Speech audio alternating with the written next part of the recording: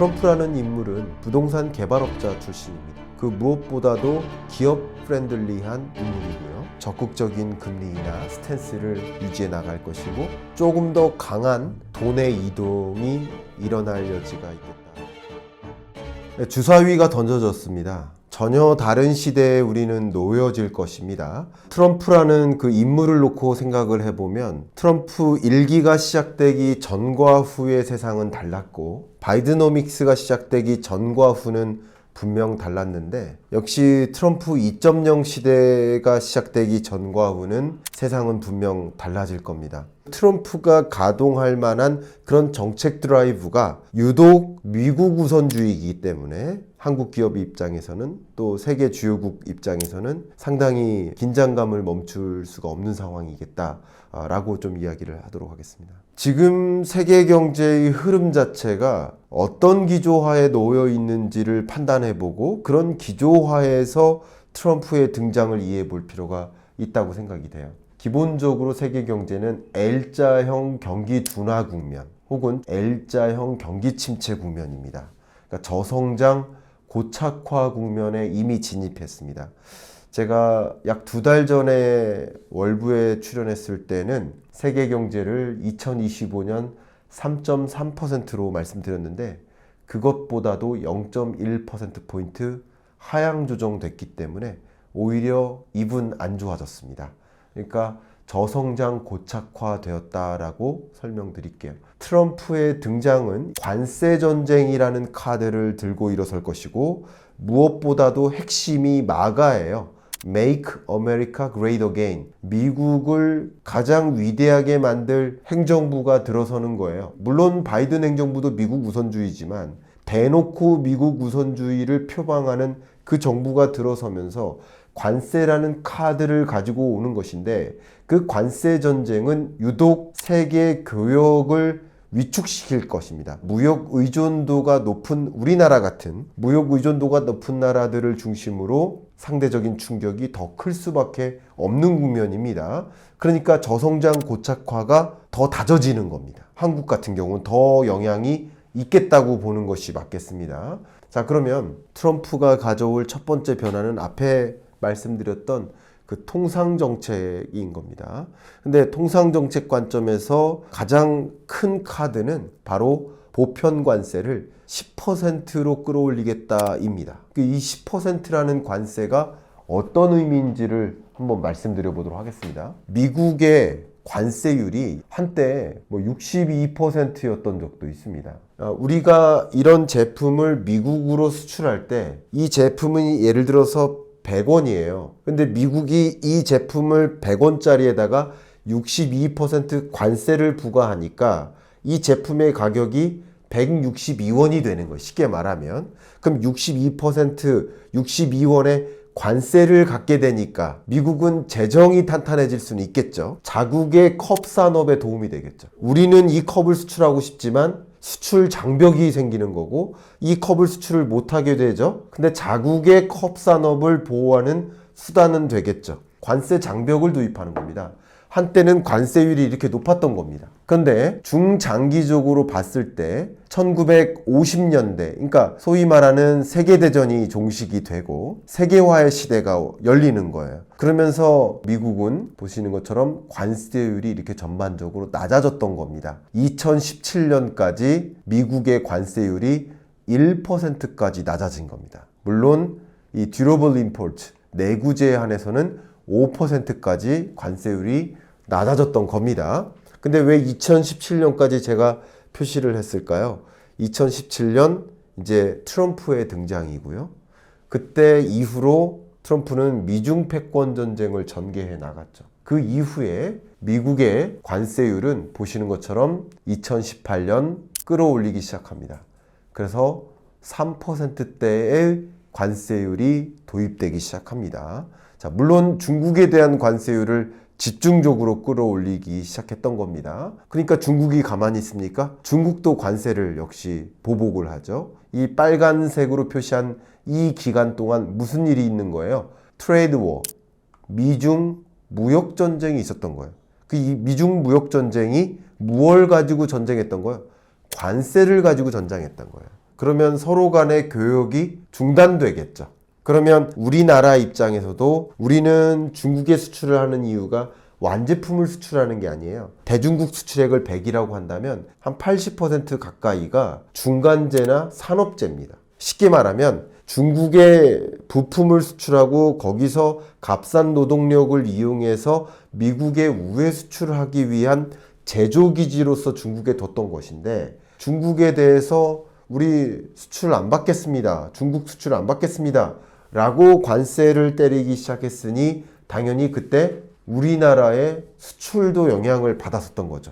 그러니까 이런 식으로 미중 간의 관세 전쟁의 형태로 무역 전쟁이 대대적으로 일어났기 때문에 우리나라도 당연히 세계 교역량이 줄어들었고, 그때 이제 관세 전쟁이 일어나는 과정에서 세계적으로 보호무역주의 기조가 일어났던 거죠. 트럼프가 어떻게 내가 중국에 대해서 강력하게 조치를 하겠다라고 표현을 했냐면, 특정 품목에 대해서는 최대 100% 관세를 부과하겠다 라고까지 선언을 해왔습니다. 이런 전적들이 있기 때문에 트럼프 같은 경우는 관세라는 카드를 가지고 무역전쟁을 해 나갈 것이고, 유독 자국의 산업을 보호하기 위한 행보를 펼쳐 나갈 것이다. 근데 이게 왜 중요한지를 지금부터 말씀드리겠습니다. 바이든 정권 기간 동안에는 미국의 관세율이 조금 하향 안정화되는 그림을 확인할 수 있습니다. 이렇다는 얘기는 관세가 아닌 그 밖에 다른 조치들을 가지고 중국을 배제하려는 그런 움직임을 펼쳐왔던 것이죠. 물론 트럼프든 바이든이든 해리스가 됐을지라도 중국에 대해서 매우 강경한 태도를 보일 것은 매한가지라고 생각합니다. 국민의 여론이 어떠하냐면 favorable 하냐 unfavorable 하냐, 우호적이지 않아요. 비우호적이에요. 그러니까 당연히 비우족 감정을 대변해주는 정책 드라이브를 내걸 필요가 있어요. 그러면 기본적인 무역전쟁의 결과물은 어떨 것이냐, 한번 그림을 그려볼게요. 트럼프는요, 법인세를 인하하고자 합니다. 두 번째, 금리 인하론자입니다. 세 번째, 기후변화 대응에 관심이 없습니다. 트럼프가 일기 때 당선되자마자 첫 번째로 했던 일 중에 하나가 파리 기후협약 탈퇴였어요. 바이든이 당선되자마자 첫 번째로 했던 일 중에 하나가 파리 기후협약 재가입이었습니다. 이렇게 기후라는 관점에서의 철학이 차이가 있는 거예요. 극명하게 갈리죠. 그럼 이게 무슨 의미가 있느냐? 기업 관점에선 누가 우호적인 거예요? 트럼프가 우호적인 거예요. 제조기업 입장에선 누가 유리한 거예요? 법인세 인하하죠. 금리 낮죠. 돈 빌리기 쉬운 거예요. 그리고 기후 문제 신경 안 써도 돼요. 사실 그러니까 기후 문제 대응이 좋은 거예요, 나쁜 거예요? 그러나 제가 그 좋고 나쁨을 논하는 게 아니라 제조기업 입장에선 뭐가 더 좋냐 이거예요. 제조기업 입장에서, 석유화학기업 입장에서, 건설사 입장에서는 이게 다 비용이라는 거예요. 반대로 바이든 정부나 해리스 후보 같은 경우는 뭐를 공약으로 걸었었어요? 최저임금 인상, 노동자의 권익보호, 근로조건 개선. 이게 좋은 거 나쁜 걸 논하는 게 아니라 기업 입장에서는 부담되는 거죠. 여기에 또 한 가지, 관세를 끌어올리는 것은 미국 기업에게 좋은 거 나쁜 거? 좋은 거죠. 상대국으로부터 자국 산업을 보호해 주잖아요. 달러 약세를 선호해요. 달러 약세는 제조기지를 미국에 두고 미국에서 수출하기가 유리해지는 거죠. 달러 약세일 때 수출하기가 유리하죠. 상대국 통화의 가치가 강해야 유리한 거죠. 그러니까 달러 약세를 유도하기 위해서 금리를 인하하고자 유도하는 거죠. 또 여기에 한미 FTA가 좋은 거예요? 나프타, 북미 자유무역 협정이 좋은 거예요? 안 좋은 거예요. 왜? 북미 자유무역 협정이 있으니까 멕시코에 공장을 짓고 멕시코에 저렴한 인건비 노동력을 이용해서 또 자유무역이니까 무관세로 미국에 수출하는 게 더 좋은 거잖아요. 그러니까 북미 자유무역 협정이 있으니까 미국에 공장을 지을 필요가 없는 거잖아요. 한미 FTA나 이런 것들을 다 없애거나 전면 재조정하는 것이 트럼프의 큰 그림이에요. 자, 그러면 이런 모든 것들을 종합해보면 다 뭐 하겠다는 거예요? 모든 첨단 산업, 반도체, 로봇, 우주산업, 배터리, 전기차, 이런 모든 첨단 산업에 걸쳐서 미국 안에서 밸류체인을 완성시키겠다. 그러면 A to Z, 설계, 소재, 장비, 제조, 파운드리죠. 반도체로 치면. 그리고 생산 공정, 조달, 시험, 판매, 서비스까지. 모든 밸류 체인을 미국이 다 가져가겠다. 다른 나라에서는 하지 마라. 더군다나 중국을 배제시키겠다. 라는 큰 그림을 그리고 있는 것이 트럼프의 큰 그림입니다. 트럼프의 정책들이 다 제각각이고 안 맞는다라고 하는데 너무나 맞아떨어집니다. 이 큰 그림상. 사실상 세계 각국들은 더 취약해질 수 있고 미국은 더 강해질 수 있다. 제가 말씀드렸던 마가 바로 이런 그림을 구상하고 있는 것이다. 이렇게 말씀드리겠습니다. 특히 삼성전자 같은 기업은 어떻게 될까요? 반도체를 둘로 구분해서 이해하는 게 굉장히 중요합니다. 그동안에는 메모리와 비메모리로 구분을 해왔거든요. 근데 이제부터는 구분을 달리해야 됩니다. AI 부문의 반도체냐, BAI 부문의 반도체냐. 이렇게 구분하는 게 조금 현실적으로 맞아요. AI 부문의 반도체는 아무런 문제가 없습니다. 계속 고도의 성장세를 유지하고 있습니다. 근데 AI 부문을 제외한 나머지 부문의 반도체는 겨울이 온 게 맞습니다. 누적 재고가 쌓여 있고 맞습니다. 그러면 SK 하이닉스는 AI 부문에서 아직도 선전하고 있고 엔비디아가 가장 대표적인 예고. 그런데 삼성전자는 AI 부문에서는 아직까지 이렇다한 실적이 없는 것이고 BAI 부문에서는 엄청난 실적을 계속 유지하고 있습니다. 사실은 그 실적 부진에도 삼성전자가 처음에 엔비디아로부터 우리 AI 반도체 해야 되니 AI 반도체에 특화된 메모리 반도체 생산해 주세요. 그게 HBM이라고 하는 겁니다. 고대역폭 메모리 반도체 만들어 주세요. 라는 요청을 받았을 때 그 수요 뭐 충분하지 않을 것 같아. 굳이 그것까지 해야 돼?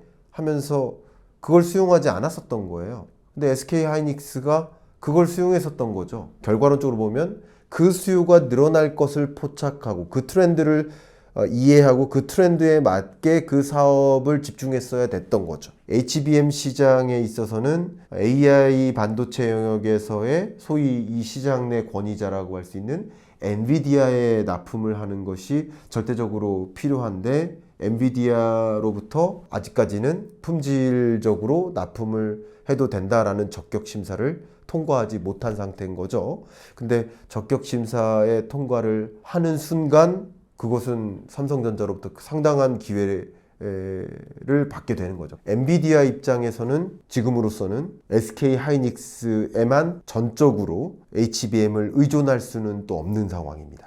그만큼 HBM에 대한 수요가 많고 그 HBM을 SK 하이닉스에만 의존하기보다는 여러 공급처에 분산적으로 의존을 해야 바기닝 파워가 생기기 때문에 여러 공급체가 필요한 입장이고 그렇기 때문에 사실은 엔비디아 입장에서도 삼성전자가 빨리 품질적으로 팔로우업을 해서 공급처가 되기를 기다리는 입장이에요. 그런 관점에서 뭐 궁극적으로는 삼성전자가 엔비디아에 납품을 할 상황이 올 거라고는 생각을 합니다. 그러면은 여러분들이 기대할 만큼의 그런 실적 기대도 올 거라고 생각을 하지만 지금으로서는 우리가 기대할 만큼의 실적을 못 내고 있다 이렇게 평가를 내릴 수 있겠습니다. 두 번째, 미중 패권 전쟁이나 트럼프 관점에서 의견을 드린다면 어쨌든 중국을 배제하기 위한 움직임을 굉장히 강하게 들어갈 겁니다. 그럼 중국을 배제하기 위한 움직임을 강하게 가져갈 때 저는 트럼프는요 조금 더 영향력을 더 행사할 수 있다고 봅니다. 왜냐하면 바이든은 상대적으로 동맹국 대 동맹국의 지위를 사용했어요. 그러다 보니 러시아를 상대적으로 압박을 못 취했습니다. 왜냐하면 러시아가 중국과 강한 동맹국을 또 형성했거든요. 근데 재밌게도 지정학적으로 좀 설명을 드려보겠습니다. 트럼프는 러시아와 강한 바인딩을 이제 형성해 나갈 수 있는 여건이 형성이 됩니다. 특히 우크라이나를 어느 정도 내어주면서 전쟁을 종식시켜 주면서 러시아와의 관계를 형성시켜 나갑니다. 그러면 이것은 중국을 나름 상당한 고립의 상태로 만들 여지를 주는 거예요. 나머지 동맹국들끼리 똘똘 뭉치게 만들면 사실은 그게 큰 경제 제재의 효과가 없는 거예요. 그런데 다른 동맹국들끼리 뭉치지 못하게 만드는 것이, 정말 고립되게 만드는 것이 강력한 제재거든요. 그래서 중국을 정말 고립되게 만들기 위해서는 중국의 우방국들과 협력하지 못하도록 만드는 힘이 발휘돼야 될 텐데, 그러기 위해선 트럼프가 큰 그림으로서 이 러시아 우크라이나 전쟁에 있어서 우크라이나의 영토를 어느 정도 러시아가 원하는 수준으로 내어주는 방식으로 전쟁을 종식시키는 것이고, 지금 22년부터 시작된 이 전쟁에 대해서 현기증이 나 있죠. 미국인들도 그런 생각을 하고 있는 거예요. 그게 트럼프의 표로 간 거예요. 전쟁이 종식이 되면 가장 먼저 나타나는 산업적 변화는 대대적인 재건 사업이죠. 너무나 오랫동안 전쟁이 일어났기 때문에 파괴된 러시아의 주요 지역, 우크라이나의 주요 지역, 도시 재생 사업, 재건 사업, 이런 사업들이 대대적으로 일어날 가능성이 있고, 어떤 자금이 투입이 되든 그 사업의 자금을 받아서 하는 기업은 그게 매출이 되는 거죠. 건설업이나 건설 자재, 건설 부자재, 예를 들어서 시멘트나 철근이나 인프라 관련 산업은 상당한 기회를 받을 수 있겠다라는 생각을, 실물 경제적으로 그런 현상이 일어날 수 있겠고, 그런 과정에서 이 건설 자재로서 활용되는 몇몇 원자재 가격이 급등하는 현상도 일어날 수 있을 것입니다. 그게 일종의 약간 마일드한 2차 인플레 현상을 유도하는 현상도 있을 수 있고, 경기 부양적 효과로도 나타날 여지가 있다고 생각을 합니다. 이런 것들이 한국 경제에도 당연히 영향을 미칠 것인데요. 트럼프의 정말 여러 관점의 정책들, 가장 대표적인 외교 정책, 통상 정책, 그리고 통화 정책의 관여 여부, 그리고 재정 정책, 그 밖에도 각종 산업 정책이나 이런 여러 가지 면에서 기존의 바이든식 정책과는 완전히 대변되게 달라질 거라고 볼 수 있겠습니다. 그러면 역시 산업적인 패러다임 변화가, 다른 시대가 펼쳐질 거라고 여러분은 생각해 보시면 좋겠습니다. 가장 그 대표적인 그 현상이 관세 전쟁을 그리시면 좋겠고, 극단적 보호무역주의 시대가 연출될 것이다 라고 생각해 보시면 좀 도움이 되겠죠. 제가 거시경제를 연구하는 연구자로서 가장 중요한 통화정책 관점에서도 코멘트를 드린다면, 트럼프라는 인물은 부동산 개발업자 출신입니다. 그리고 그 무엇보다도 기업 프렌들리한 인물이고요. 또 공화당이죠. 더더군다나 금리 인하론자라고 볼 수 있겠습니다. 바이든 정부 기간 동안 파월 연준 의장이 나름의 독립성을 가지고 통화정책 기조를 5.5%의 기준금리에서 어쩌면 중립금리 약 3.0에서 3.5%를 향해 금리 인하를 움직여 왔었다라고 한다면, 트럼프 시대의 통화정책 기조는 그것보다 조금 더 적극적일 것이다. 그러면 예를 들면 3.0에서 3.5라기보다는 2.0에서 2.5% 수준을 향해서 조금 더 적극적인 금리 인하 스탠스를 유지해 나갈 것이고, 그렇다면 조금 더 강한 돈의 이동이 일어날 여지가 있겠다라고 의견을 드리고, 이 피벗이라는 시계가 조금 더 빨리 돌아갈 수 있게 된다라는 그림도 생각을 해보시고, 그러면 이런 실물 경제의 흐름 말고요, 자산 시장의 그림은 또 어떻게 움직일지를 좀 같이 그림을 그려보시면서 의사결정 내리시는데 참조를 하시기를 좀 바라겠습니다. 제가 프롤로그 4번째 문단인가요? 이렇게 시작을 했는데요. 알고 있는 불확실성은 더 이상 불확실성이 아니다. 그러니까 트럼프라는 인물됨의 특징이 불확실성인데, 트럼프라는 인물됨을 잘 알고 계신다면 트럼프 2.0 시대 어떤 움직임이 전개될 것인지를 잘 알고 그것에 맞게 준비된 나라고 한다면 그 불확실성이 더는 아닐 것이다 라고 의견 드리겠습니다.